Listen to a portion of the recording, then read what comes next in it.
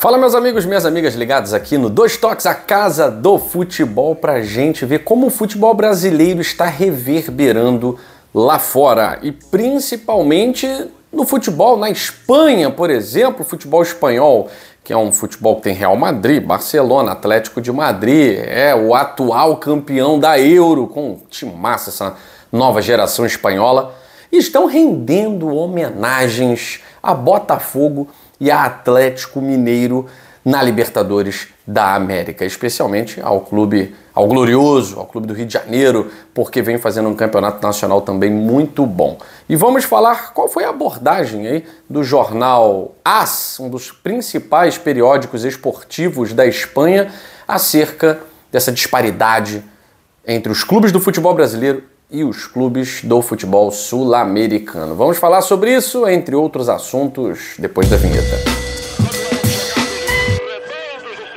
Eu quero agradecer a você que é inscrito aqui no canal Dois Toques, porque graças a você a gente está chegando a uma marca importante.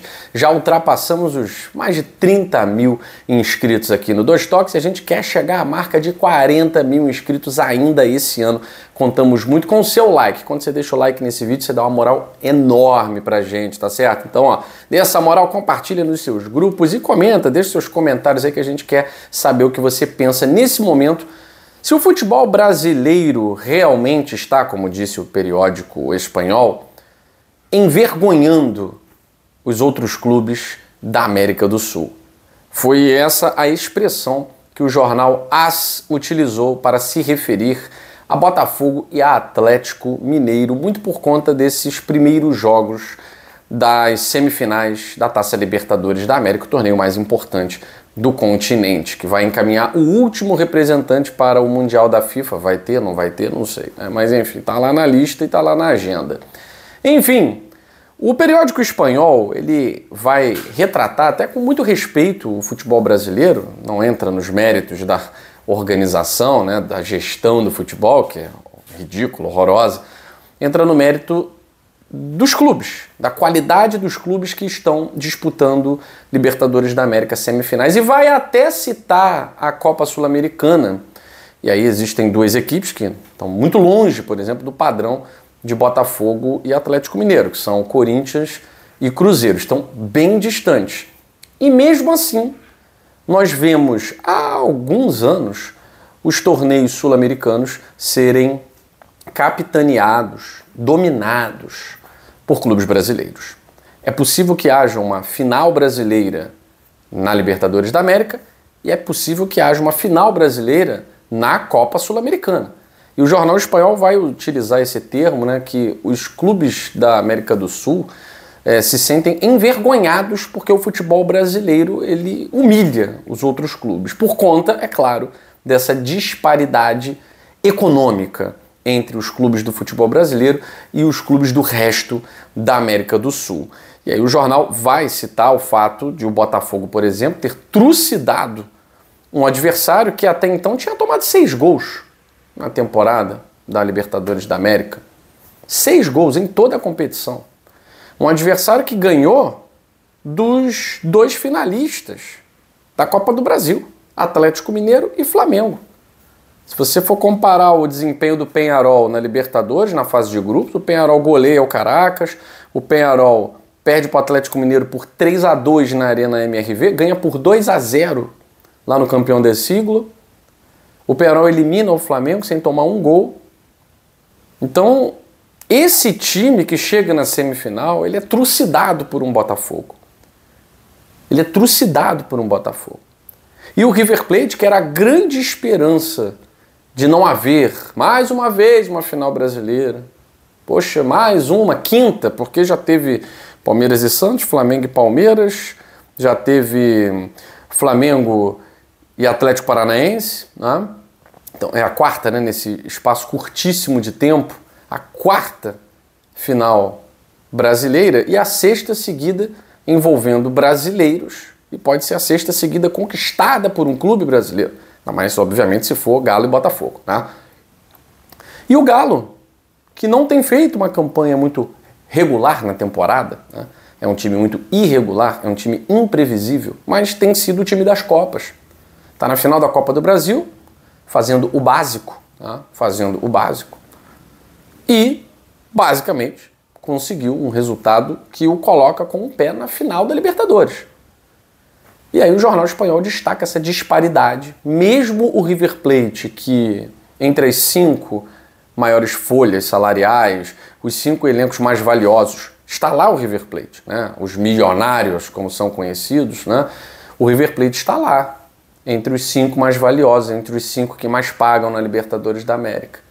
Mas nem isso foi suficiente para evitar o que o jornal espanhol chama de vexame dos clubes sul-americanos, é claro, mas exaltando o futebol brasileiro. E eles falam nessa questão de envergonhar, por quê? Porque mesmo um clube da zona de rebaixamento do Campeonato Brasileiro, ele está entre os melhores da Copa Sul-Americana, que é o torneio de segunda grandeza do continente. O Corinthians. Mesmo um clube de zona de rebaixamento está entre os 4 melhores da Copa Sul-Americana. E um clube que está no meio da tabela, que é o Cruzeiro, que faz uma campanha melhor do que fez ano passado, por exemplo, no Brasileirão, está lá também entre os 4, junto com o Lanús e com o Racing. Tudo bem que não foram nem perto do que Atlético Mineiro e Botafogo foram nesses primeiros jogos. A curiosidade é que os 4 brasileiros foram mandantes. Essa foi a curiosidade. Atlético Mineiro e Botafogo golearam. Cruzeiro empatou com o Lanús no Mineirão e o Corinthians empatou com o Racing jogando na sua arena, Neoquímica Arena. Então, claro que os brasileiros da Sul-Americana têm uma desvantagem e os brasileiros da Libertadores têm uma excelente vantagem para colocar embaixo do braço e só administrar. Então é o futebol brasileiro, é o Botafogo, é o galão da massa, muito bem falados no futebol mundial e no futebol espanhol, né? A gente está falando do campeão da Eurocopa, do melhor futebol da Europa em termos de seleções no momento. Agora, a gente tem uma disparidade, né? Como é que clubes tão competentes no cenário internacional podem não resultar numa seleção minimamente competitiva, né? E aí a gente cai, obviamente, na CBF. Reparem que os 2 clubes que estão com um pé na final da Libertadores são sociedades anônimas do futebol. Atlético Mineiro e Botafogo. Ou seja, a gestão é algo completamente diferente, por exemplo, da gestão da CBF, que é feita por cartolas, que é feita por amadores. E isso nunca deu certo. Talvez tenha passado a impressão de dar certo na época em que o futebol também era amador, né, semi-profissional. Mas para vocês terem ideia da incompetência da CBF, na época da CBD, a CBD, que era a Confederação Brasileira de Desportos, ela conquistou 3 mundiais com a seleção brasileira. 3. E ela está há muito menos tempo, esteve, né, há muito menos tempo do que a CBF no comando. Ela conquistou 3 mundiais. A CBF está aí desde a década de 70 e 2 títulos foram conquistados e agora mais vai fazer 30 anos que a seleção brasileira não disputa nada, nem sequer uma final, nem uma Copa dentro do Brasil. Então isso é claro, né? Tem a ver. E olha que foi criada uma confederação só para o futebol. A CBD era uma confederação dos desportos. Desde que se criou a CBF, a gente tem caído. E entrou o século XXI, conseguimos a rebarba de 2002. Depois que o futebol se capitalizou, se profissionalizou, ficamos para trás. Hoje Croácia está na nossa frente, Bélgica está na nossa frente, muito à nossa frente. Até a Argentina. Até a Argentina está na nossa frente. É deplorável, né? A qualidade dos clubes não tem qualquer relação com a qualidade da seleção. Por quê? Gestão, administração. Não dá mais, né? Eu fico por aqui. Um abraço grande para todos vocês e até a próxima edição aqui do Dois Toques, a Casa do Futebol. Valeu!